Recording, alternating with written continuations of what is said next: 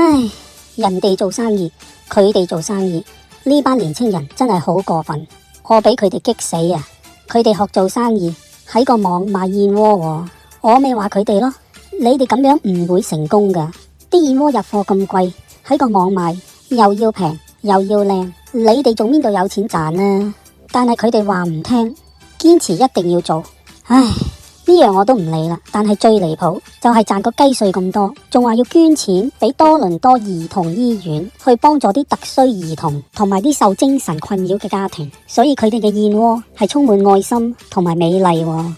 初頭我都覺得，咦，係辦法喎，呢條橋都應該使得噶喎，係要出下啲噱頭先至揾到錢噶嘛。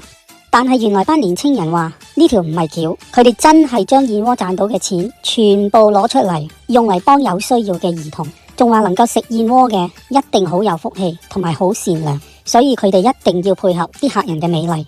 唉，班年青人真係傻，點會成功啊？不過冇辦法啦，最後都係選擇咗支持佢哋，希望正如佢哋成日講，宇宙一定會為佢哋作最好嘅安排。